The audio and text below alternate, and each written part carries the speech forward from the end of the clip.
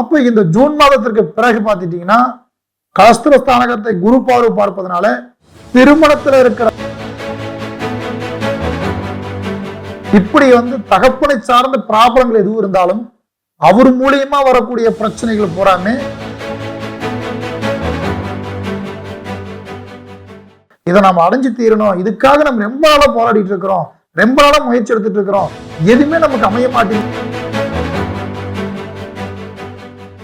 எல்லோருக்கும் எல்லாம் வளமும் செல்வமும் புகழும் கிடைக்க வேண்டும் என்று எல்லாம் வல்ல இறைவனை வேண்டி வணங்கி உங்கள் அபிமானமான ஜோதிடர் KM ரவிக்குமாரின் அன்பு வணக்கங்கள்.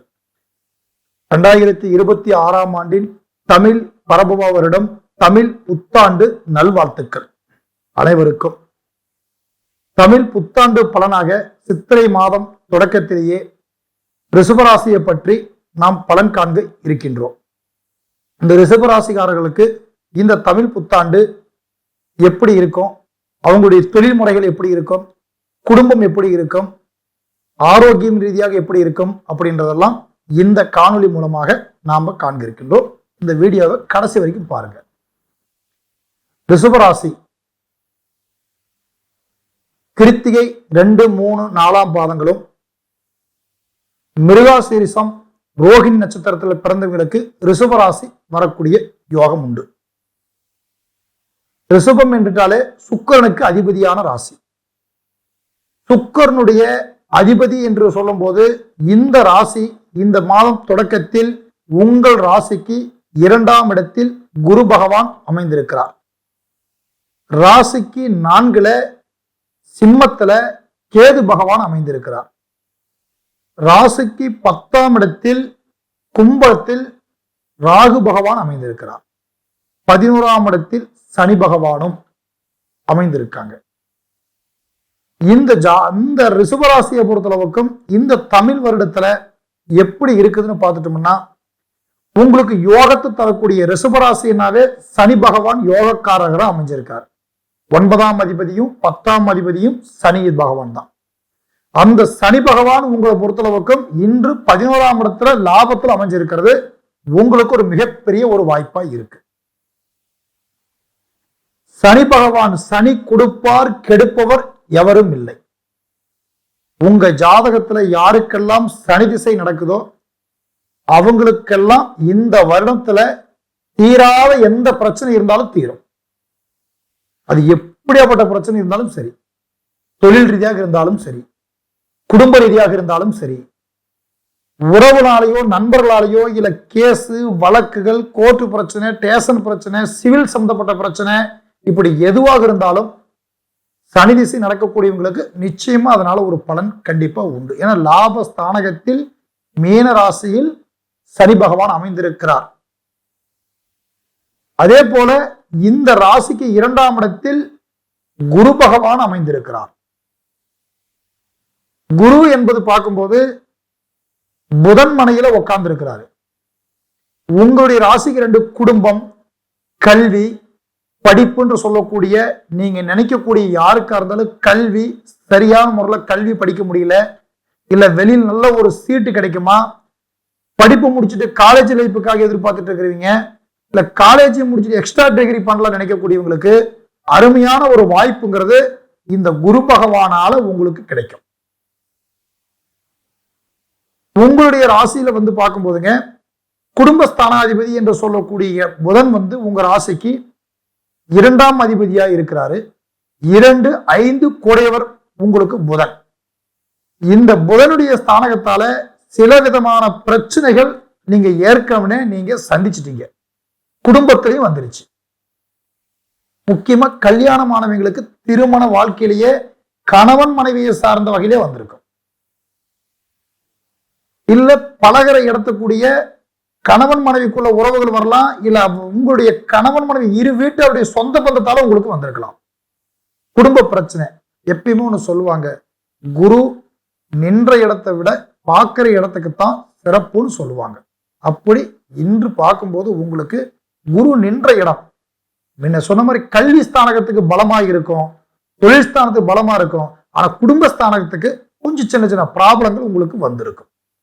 இப்போ உங்களுடைய ராசியை பொறுத்தளவுக்குமே 4ஆம் இடத்துல கேது பகவான் இருக்கிறார். கேது என்பது ராகு போல் கொடுப்பவரும் இல்லை, கேது போல் கெடுப்பவரும் இல்லை, சிம்மத்தில் அமைந்த கேது.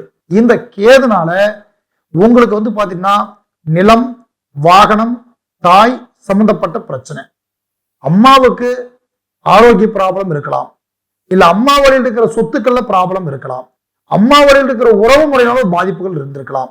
அடுத்தது உங்களுக்கு வந்து பார்க்கும்போது சரியான நிலம் அமையலையே, வீடு அமைக்க முடியலையே, வாகனங்கள் வாங்க முடியலையேங்கிற வருத்தங்கள் உங்களுக்கு இருக்கும்.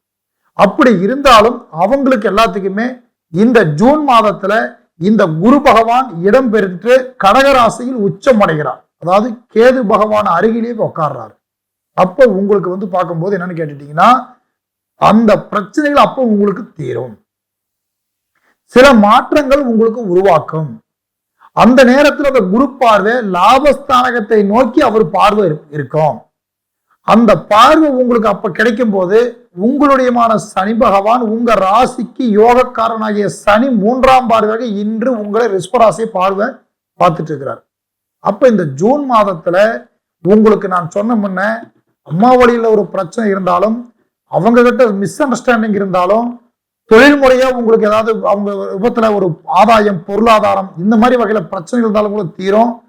உறவுகளால வர பிரச்சனை, சலுப்பு சங்கடம் எல்லாம் தீரக்கூடிய நேரமே உங்களுக்கு அப்பதான். சரி, இந்த குரு பார்வையால வந்து பார்க்கும்போது அடுத்தது உங்களுக்கு வந்து உங்க ராசிக்கு அவர் கடகத்துல இருந்து 5ஆம் பார்வையாக விருச்சிகத்தை நோக்கி உங்களுடைய கஸ்திரஸ்தானகத்தை பார்க்கிறார். திருமணத்திற்காக முயற்சி பண்றவங்களுக்கு எல்லாத்துக்குமே ஜூன் மாதத்துக்கு பிறகு நல்ல வாய்ப்பு அமையும், குடும்பம் அமையும். இதற்கு முன்னையே திருமணத்திற்காக குரு பார்வை அதாவது கொஞ்சம் மந்தமா இருப்பதால நீங்க திருமணத்துக்கு எடுத்த முயற்சி கொஞ்சம் தோல்வியில சில பேர்த்துக்கு முடிஞ்சிருக்கும்.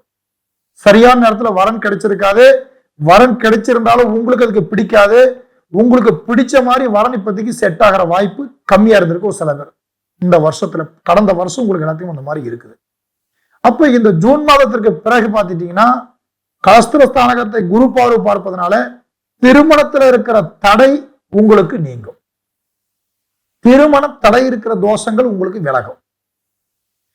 அடுத்தபடி பார்க்கும்போது பாத்தீங்கன்னா உங்களுக்கு 7ஆம் பார்வையாக உங்களுடைய தகப்பன் ஸ்தானகத்தை பார்க்கிறாரு, பாக்யாதிபதியை பார்க்கிறாரு. அப்ப அப்பாவுக்கு உங்களுக்கு இருக்கிற மிஸ் அண்டர்ஸ்டாண்டிங் ஏதாவது இருந்தா கண்டிப்பா தீரும். இல்ல அப்பா வழியில் இருக்கிற சொத்துக்கள் ஏதாவது பிரச்சனை இருந்தா விலகும். அப்பாவுக்கு ஆரோக்கிய பிரச்சனை இருக்கிறவங்களுக்கு ஆரோக்கியம் நல்லா இருக்கும். இப்படி வந்து தகப்பனை சார்ந்த ப்ராப்ளங்கள் எதுவும் இருந்தாலும் அவர் மூலியமா வரக்கூடிய பிரச்சனைகள் பூராமே இந்த குரு பார்வை உங்களுக்கு ஜூன் மாதத்துல இருந்து உச்சமாக இருக்கிற குரு தனது நீச்ச வீட்டை பார்வை பார்க்கிறார். அப்போ உங்களுக்கு அந்த பிரச்சனை வந்து ஒரு விடுபடும் டைம் உங்களுக்குள்ள வரும். 9ஆம் பார்வையாக 11ஆம் இடத்துல லாபஸ்தானத்தை பார்க்கிறாருன்னு மென்னியா சொல்லிட்டானு. அதனால உங்களுக்கு வந்து பார்க்கும்போது லாபத்துக்கு நோக்கி கிடைக்கும். ஏதாவது ஒரு வகையில உங்க லட்சியத்தை அடைகிற நேரம், உங்க மனசுக்குள்ள ஒரு தீர்வு இருக்கும், ஒரு எண்ணங்கள் இருக்கும். அந்த எண்ணத்தை நம்ம செய்யணும், இதை நம்ம அடைஞ்சு தீரணும், இதுக்காக நம்ம ரொம்ப நாளா போராடிட்டு இருக்கிறோம், ரொம்ப நாளா முயற்சி எடுத்துட்டு இருக்கிறோம், எதுவுமே நமக்கு அமைய மாட்டேங்குதுங்கிற ஒரு வருத்தம், ஒரு விரக்தி உங்களுக்குள்ள இருக்கும். அது உங்களுக்கு வந்து பார்த்துட்டீங்கன்னா இந்த குரு பார்வை வரும்போது உங்களுக்கு ஒரு வாய்ப்பா இருக்கும். அதை நீங்க சரியான முறையில் பயன்படுத்திக்கலாம். ரிஷபராசிகாரங்களை பொறுத்தளவுக்குமே 5ஆம் அதிபதி புதன் இருக்கிறதுனால உத்தரஸ்தானாதிபதினு சொல்லக்கூடியவங்க உத்தர பாக்கியங்கள், அதாவது வந்து குழந்தை பாக்கியத்துக்காக சிலர் வந்து எதிர்பார்க்கிற நேரம் வந்துருச்சு. அவங்களுக்கு முக்கியமான சொல்றேங்க, தட்சிணாமூர்த்தியினுடைய ஒரு வழிபாட்டுக்கு வியாழக்கிழமை எல்லாருமே நீங்க இந்த நேரத்துல போயிட்டு வாங்க, உங்களுக்கு நல்லா இருக்கும். காரணம், உங்க ராசிக்கு 2 குடும்பஸ்தானத்துல குரு அமைந்திருக்கிறாரு. குரு பகவான் தட்சிணாமூர்த்திங்களால குழந்தைங்களுக்கு கல்வி நல்லா வரல, நல்ல வேலை கிடைக்கல, ஏன்னா வந்து இந்த ராசியில் உள்ளவங்க பசங்களுக்கு குழந்தைங்களுக்கு வேலை வாய்ப்புக்காகவோ கல்விக்காகவோ போராடிட்டு இருப்பாங்க. அப்படியேப்பட்டவங்களுக்கு வந்து நீங்க தட்சிணாமூர்த்தி கிட்ட போய் வழிபாடு பண்ணிட்டு வரவங்களுக்கு, உங்க வாரிசுதாரர்களுக்கெல்லாம் நல்லது நடக்கணும்னு நினைச்சு போராடுறவங்களுக்கு எல்லாத்துக்குமே உங்களுக்கு ஒரு வெற்றி வாய்ப்பா அது உங்களுக்கு அங்க போயிட்டு வந்தாதான் உங்களுக்கு ஒரு சில மாற்றங்கள் உங்க குழந்தைங்க ரூபத்துல உங்களுக்கு கிடைக்கும். அதனால வந்து பாத்துட்டீங்கன்னா நீங்க இது எல்லாமே இது சொன்ன மாதிரி கரெக்டா ஃபாலோ பண்ணுவீங்க.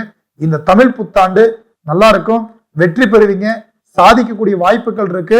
உங்க சுய ஜாதகத்தை ஒரு முறை தெளிவா பார்த்துட்டு எந்த ஒரு காரியத்தையும் நீங்க தெளிவான ஒரு முடிவெடுங்க. கீழே என்னுடைய மொபைல் நம்பர் இருக்கிறது. உங்களுக்கு ஏதாவது சந்தேக டவுட் இருந்தால் தாராளமாக எனக்கு ஃபோன் பண்ணி உங்கள் டவுட்டு கேட்கலாம். நன்றி, வணக்கம், வெற்றி நிச்சயம், வாழ்க வளமுடன். அடுத்தடுத்த வீடியோவை நீங்கள் பார்க்குறதுக்கு சப்ஸ்கிரைப் பண்ணி வச்சுக்கோங்க. பிடிச்சிருந்தால் லைக் பண்ணுங்கள். உங்கள் ஃபேமிலி ஃப்ரெண்ட்ஸுக்கு எல்லாத்துக்கும் ஷேர் பண்ணி சப்போர்ட் பண்ணுங்கள். நன்றி, வணக்கம்.